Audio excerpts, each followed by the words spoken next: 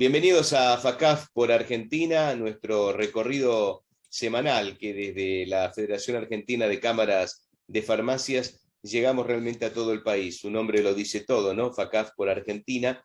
Y hoy vamos a estar en la provincia del Chaco y en este recorrido federal que proponemos para conocer la actividad, las historias que están en torno a las farmacias, a sus farmacéuticos, a sus propietarios, a los empresarios del sector, a toda la comunidad, es lo que vamos a estar reflejando. Y particularmente con Carlos Larcher, que es el presidente de la Cámara de Farmacias del Chaco, es además secretario de Actas de FACAF y socio fundador, una historia muy interesante que nos va a contar también de ese pasaje de la historia que tiene que ver con la Cámara que representa. Carlos, gracias y un saludo muy grande desde aquí. ¿Cómo va? Hola Marcelo, ¿cómo te va? Un gusto, realmente. Bueno, Carlos, nosotros siempre comenzamos, antes de culminar quizás en la última parte de la charla, en los temas de la actualidad y demás, como para que la gente conozca un poco el trabajo en particular, que en este caso hacen en la provincia del Chaco, me gustaría que nos cuentes un poquito tu historia personal, digo, con la farmacia, tu vínculo con la farmacia, que es ni más ni menos que con tu propio padre, si no me equivoco. Sí, nosotros, mi familia, decimos que nacimos entre medicamentos, no porque mi padre haya sido farmacéutico, sino porque mi padre desde el día que yo nací fue viajante, o sea, PM, de un laboratorio extranjero acá en la zona de Chaco, Formosa. Y hasta que cumplí 16 años, que fue cuando dejó el trabajo de la valija y puso la farmacia, con un componente muy importante, porque generalmente escuchamos las historias de hijos de farmacéuticos, y en este caso mi papá era un emprendedor, propietario de farmacia no farmacéutico. Un tema muy importante para todo lo que tiene que ver con el desarrollo de las cámaras y la misma federación. Y bueno, o sea, toda la vida estuvimos entre los medicamentos. eh, en mi familia, que si yo me acuerdo cuando era chiquito, estar preparándole la valija con las muestras para que vaya a meterse por esos caminos de tierra en el interior cuando no había asfalto. Eh, Hasta que después llegó la farmacia, andar en bicicleta haciendo repartos, mientras alternaba el industrial con... Y bueno, hasta que llegó el momento que mi padre muere cuando yo era muy joven, 19 años, y me hice cargo de la farmacia. Y en ese momento vino mi hermano a estudiar farmacia.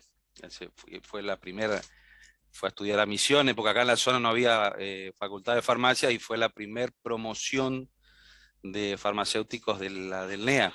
Uh-huh. Y ahí donde empezó un poco la familia a continuar ese trabajo del padre. Claro, exactamente, tal cual. Uh-huh. Bien. Y ahí nombraste una edad, 19 años, que ya más metido de lleno en todo esto, y por esa edad surge la idea de conformar la Cámara. ¿Cómo se presentó todo eso? Claro, la idea fue así, es decir, em, ya hacía 4 años que tenía la farmacia de mi papá cuando muere, y em, yo, yo empiezo a administrarla de joven, y en esa época, para poder administrar las obras sociales había que pasar las obras sociales por los colegios, por el colegio de farmacéuticos, con el aditamento que en el colegio de farmacéuticos solamente los asociados eran los farmacéuticos y no los propietarios. Entonces nosotros ya sentíamos primero sentíamos ese trato diferencial negativo de ser propietario no farmacéutico, y después no podíamos tener ningún tipo de injerencia en las decisiones que se tomaban con los contratos de las obras sociales o todo lo que tenga que ver con la actividad farmacéutica. Fue entonces que un grupo de farmacias empezamos a charlar. Ya mi padre ya había empezado a charlar ya, y eso derivó en que en una noche, en una reunión donde nos enojamos en el colegio farmacéutico, nos levantamos y al día siguiente decidimos fundar la Cámara de Farmacia del Chaco. Eso fue en el año 86. fue medio una época en la que en muchas provincias pasaban cosas similares. Y después también intervenimos en la formación de la federación. Fuimos una de las primeras cámaras que intervenimos en la formación de la federación. Así que desde chico metido en esa actividad, también después era un grupo que en esa época la política no tenía lo que hoy pasa, que nos desconocemos, había mucho debate, mucho respeto por las distintas posiciones, y con ese mismo grupo, algunos de los del grupo con el que creamos la Cámara, también participábamos en la Cámara de Comercio de Resistencia, en la Federación Económica del Chaco. Es decir, tenemos una visión dirigencial muy interesante. Yo aprendí mucho de grandes dirigentes que en ese momento ya tenían muchos años de estar circulando en la vida gremial empresaria, no de la farmacia, pero sí en el comercio. Bien. Hay un contexto, digamos, que cada provincia, nosotros cada vez que hablamos con los referentes de cada provincia, nos hablan del contexto social, económico que tienen y esa vinculación con la farmacia, ¿no? No es lo mismo una farmacia en la capital de la provincia que en el interior de la provincia.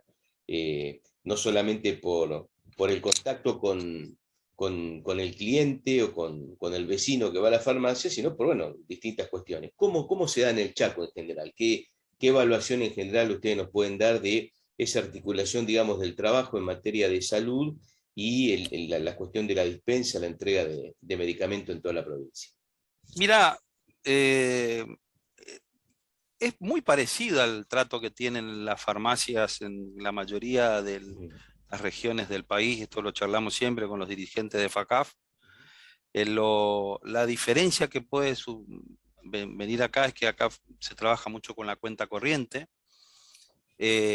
Nosotros en nuestra cámara tenemos asociados a todos los formatos, desde las grandes cadenas nacionales, las cadenas regionales, farmacias grandes, farmacias chicas y farmacias ultra chicas que están ubicadas en localidades donde está difícil el acceso porque no se llega con pavimento.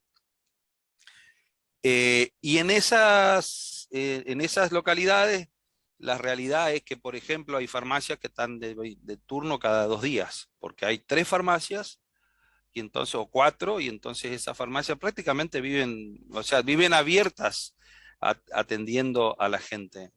Eh, eh, Viven abiertas atendiendo a la gente.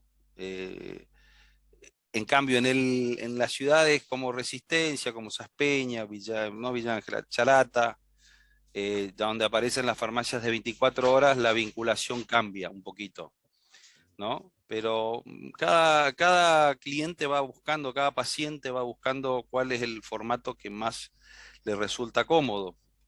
Si bien el trabajo de atención, de contención, de escucha, de complementar la parte que el médico o la secretaria del médico no le dijo, se sigue haciendo en las farmacias.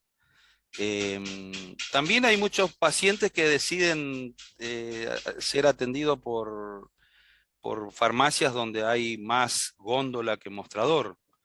Y ambos son válidos. Ambos son válidos. No hay por qué desmerecer uno en detrimento del otro.